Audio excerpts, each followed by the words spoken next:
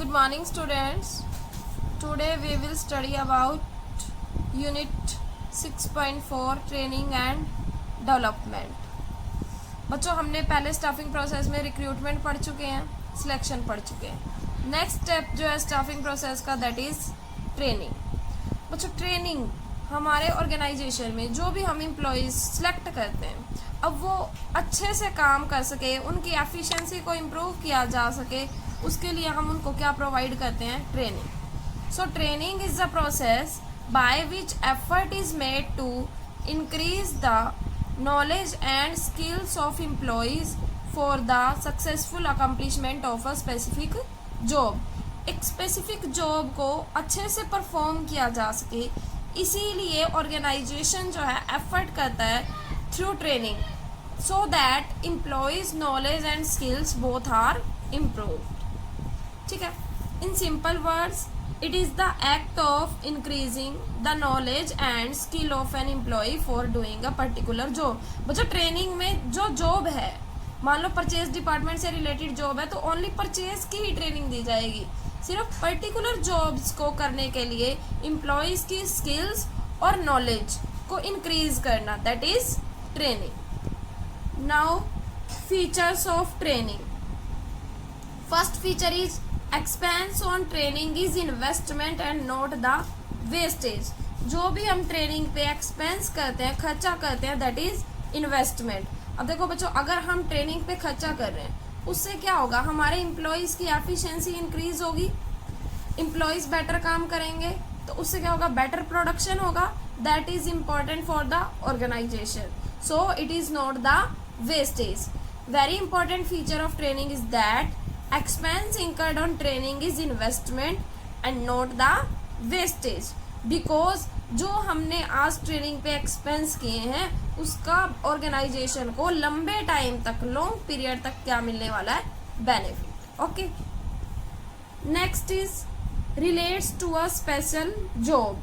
अभी मैंने आपको पहले ही बताया कि ट्रेनिंग जो हम देते हैं वो ओवरऑल डेवलपमेंट नहीं होता उसमें एम्प्लॉयज का, सिर्फ एक पर्टिकुलर जॉब से रिलेटेड ट्रेनिंग दी जाती है ताकि उसी जॉब को करने के लिए उसकी स्किल्स को इम्प्रूव किया जा सके. Training does not mean overall development of employees, it is mean to increase the skills of the employees to perform a specific job. Only training इसलिए दी जाती है एक स्पेसिफिक जॉब को परफॉर्म करने के लिए उनकी स्किल्स को इंक्रीज किया जा सके. Okay, next is beneficial to both the organization and the employees. Training जो है ऑर्गेनाइजेशन और एम्प्लॉयज दोनों के लिए ही क्या है? बेनिफिशियल है, इंपॉर्टेंट है. Training is beneficial to both the organization and employees if proper training is provided to employees. देखो, अगर हम प्रॉपर ट्रेनिंग देंगे एम्प्लॉयज को, उससे क्या होगा? एम्प्लॉयज पूरी एफिशिएंसी के साथ काम करेंगे, जिससे वो ज़्यादा प्रोडक्शन करेंगे एंड लो कॉस्ट करेंगे. लो कॉस्ट पे प्रोडक्शन मोर होगा, कॉस्ट कम आएगी. This is important for the organization. ठीक है, सेम अगर एम्प्लॉयज अपनी एफिशिएंसी के साथ काम करेंगे और ऑर्गेनाइजेशन को ज़्यादा प्रॉफिट होगा, तो एम्प्लॉयज की भी वेजेस क्या हो जाएंगी? मोर. So we can say that training is beneficial to both the organization and the employees. Next step is continuous process. बच्चों, अब ट्रेनिंग एक ऐसी प्रोसेस नहीं है जो सिर्फ एक ही बार में हम जॉब से रिलेटेड सारी नॉलेज दे देंगे. जब भी कोई मेथड चेंज होता है या कोई न्यू टेक्नोलॉजी आती है, तो ऑर्गेनाइजेशन में क्या होता है? ट्रेनिंग जो है नेसेसिटी बन जाती है. इसीलिए हम कह सकते हैं training is a continuous process. जब भी कोई मेथड आता है, न्यू मेथड चेंज होता है या टेक्नोलॉजी चेंज होती है, तो हमें ट्रेनिंग उस टाइम एम्प्लॉयज़ को प्रोवाइड करनी पड़ती है ताकि उनको टेक्नोलॉजी न्यू को सीखने में दिक्कत ना हो, प्रॉब्लम ना फेस करनी पड़े. ठीक है, next is importance of training. बच्चों, ट्रेनिंग जो है बोथ एम्प्लॉयज़ और ऑर्गेनाइजेशन दोनों के लिए इम्पोर्टेंट है. सबसे पहले हम पढ़ेंगे ऑर्गेनाइजेशन के लिए कैसे इम्पोर्टेंट है. देखो, अगर हम ट्रेनिंग देंगे एम्प्लॉयज़ को, तो वो क्या करेंगे? अच्छा काम करेंगे. इससे वो अपनी जॉब में स्पेशलाइजेशन होगा, जिससे क्या होगा? क्वालिटी भी इम्प्रूव होगी और क्वांटिटी भी इम्प्रूव होगी. Next, less requirement of supervision. अब देखो बच्चों, ऑर्गेनाइजेशन को पता है कि हमारे एम्प्लॉयज़ जो है ट्रेंड है, अपनी जॉब में वो स्किल्ड है, तो सुपरविजन की ज़रूरत क्या पड़ेगी, कम, उन्हें बार बार जाके उनके काम को चेक नहीं करना पड़ेगा। Third is reduced labour turnover and absenteeism.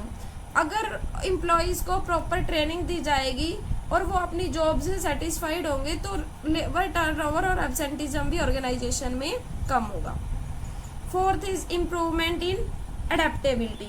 अगर ऑर्गेनाइजेशन में जॉब से रिलेटेड पर्टिकुलर ट्रेनिंग दी जाती है, कोई भी अगर चेंज आ जाता है, कोई टेक्नोलॉजी चेंज होती है, मेथड चेंज होता है, तो एम्प्लॉयज़ को पता है कि उससे रिलेटेड एम्प्लॉयज़ को क्या दी जाएगी, ट्रेनिंग, जिससे क्या होता है वो इजीली चेंजेस को अडॉप्ट कर लेते हैं। ठीक है।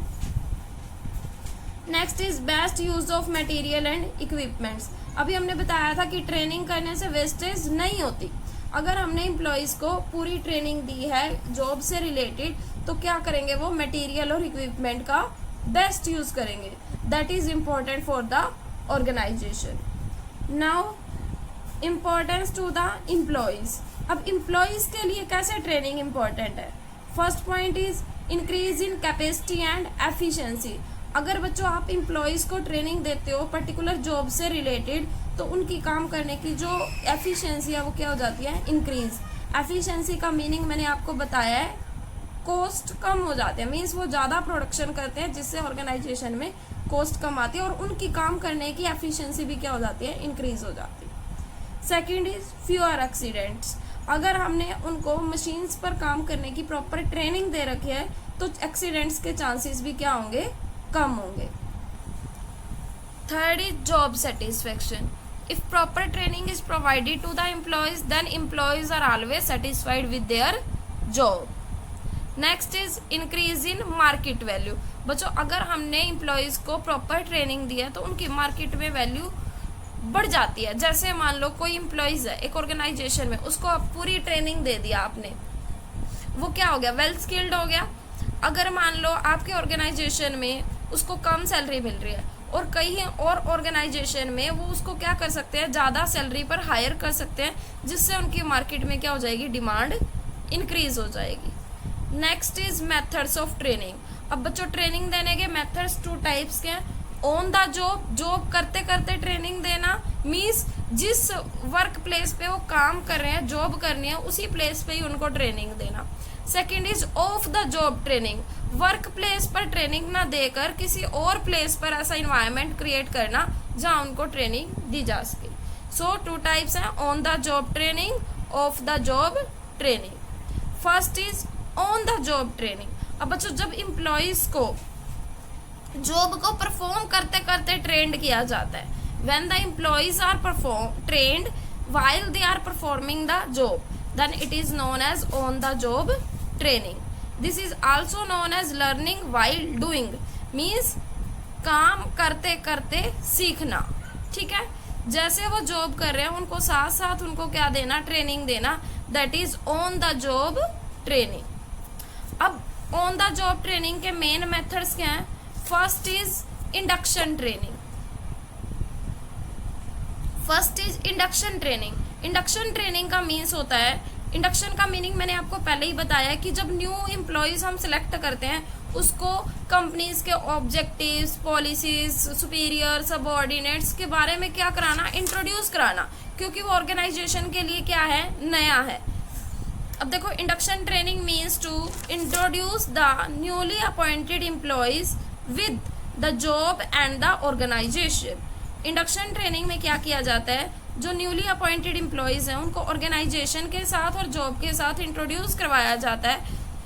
मेन पर्पस क्या होता है इस ट्रेनिंग प्रोग्राम का, न्यू एम्प्लॉयज जो भी आए उनको फील कराना, कि सेंस ऑफ बिलोंगिंगनेस फील कराना एंड फीलिंग एट होम, घर जैसा फील कराना।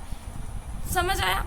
ही is also informed about objectives and policies of the organization. उसको ऑर्गेनाइजेशन के ऑब्जेक्टिव्स और पॉलिसीज के बारे में भी इन्फॉर्म किया जाता है, उसके क्या सुपीरियर होगा, कौन सबऑर्डिनेट होगा, इन सब के बारे में क्या किया जाता है, उसको इंडक्शन ट्रेनिंग दी जाती है। ठीक है।